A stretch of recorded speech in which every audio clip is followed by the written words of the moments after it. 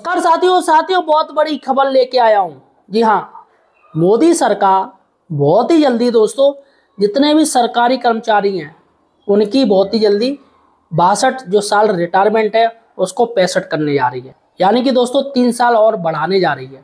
आखिर पूरी खबर क्या है मैं आपको इस वीडियो बताऊंगा, और सबसे पहले किस विभाग में दोस्तों ये नियम लागू होगा ये भी मैं आपको इस वीडियो में बताऊंगा।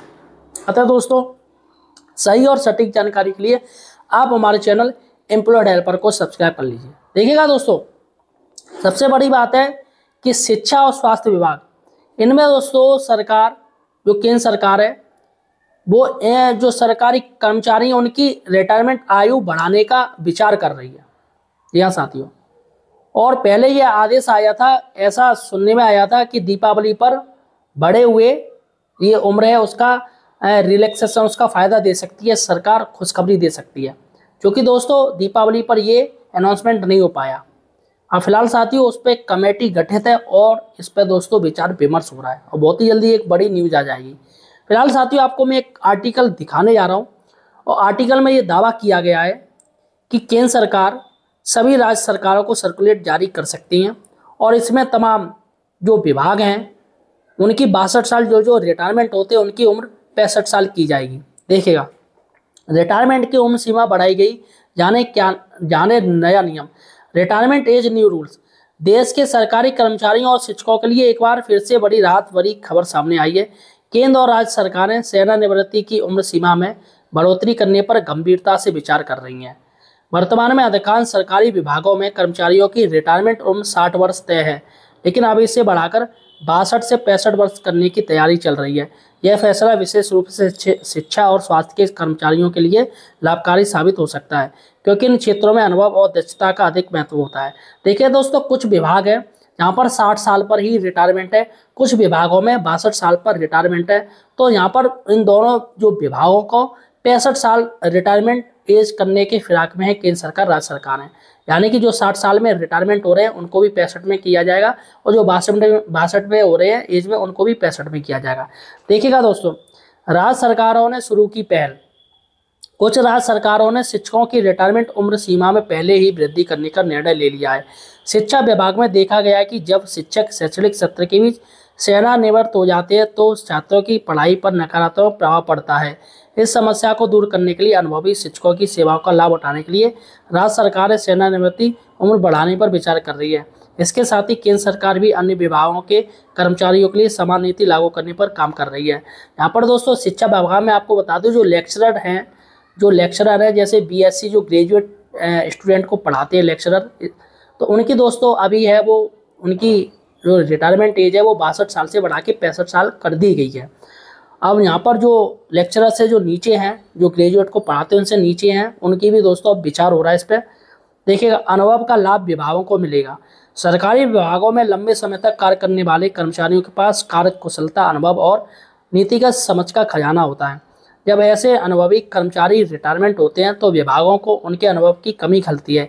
इसलिए सरकार यह सोच रही है कि ऐसे कर्मचारियों को 2 से 3 साल वर्ष और सेवा में रखा जाए ताकि विभागों को उनके अनुभव का लाभ मिल सके। इससे सरकारी कार्यों में गुणवत्ता में सुधार होगी और दक्षता भी बढ़ेगी।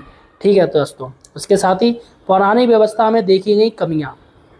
पहले की व्यवस्था में यह समस्या अक्सर सामने आती थी कि शिक्षक या कर्मचारी शैक्षणिक शर्त या प्रोजेक्ट के बीच रिटायरमेंट हो जाते थे, जिससे कामकाज पर असर पड़ता था।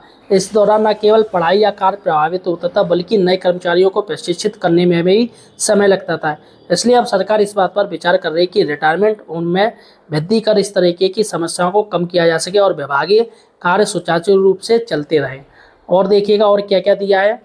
रिटायरमेंट उम्र बढ़ाने से मिलने वाले फायदे आप जान लीजिए क्या क्या है। रिटायरमेंट की उम्र सीमा बढ़ाने का सबसे बड़ा लाभ यह होगा कि कर्मचारियों को अतिरिक्त सेवा के अवसर मिलेंगे। इससे उन्हें आर्थिक स्थिरता के साथ सामाजिक सुरक्षा भी बढ़ेगी। अधिक उम्र तक सेवा में रहने से कर्मचारियों की पेंशन राशि में भी सुधार होगा और उन्हें लंबे समय तक पेंशन और अन्य लाभ मिल सकेंगे। इसके अलावा विभागों को भी अनुभवी कर्मचारियों का मार्गदर्शन और उनकी दक्षता का लाभ मिलेगा, जिससे प्रशासनिक और तकनीकी कार्यों में निरंतरता बनी रहेगी। और स्वास्थ्य और शिक्षा विभाग में सबसे पहले बदलाव संभव है, तो इन विभागों में बदलाव सबसे पहले किए जाएंगे। जानकारी के अनुसार सेवानिवृत्त उम्र बढ़ाने का फैसला सबसे पहले स्वास्थ्य और शिक्षा विभाग में लागू किया जा सकता है। इन दोनों क्षेत्रों में प्रशिक्षित और अनुभवी कर्मियों की कमी को देखते हुए सरकार चाहती है कि ऐसे कर्मचारियों की सेवाओं को कुछ वर्षों तक और जारी रखा जाए।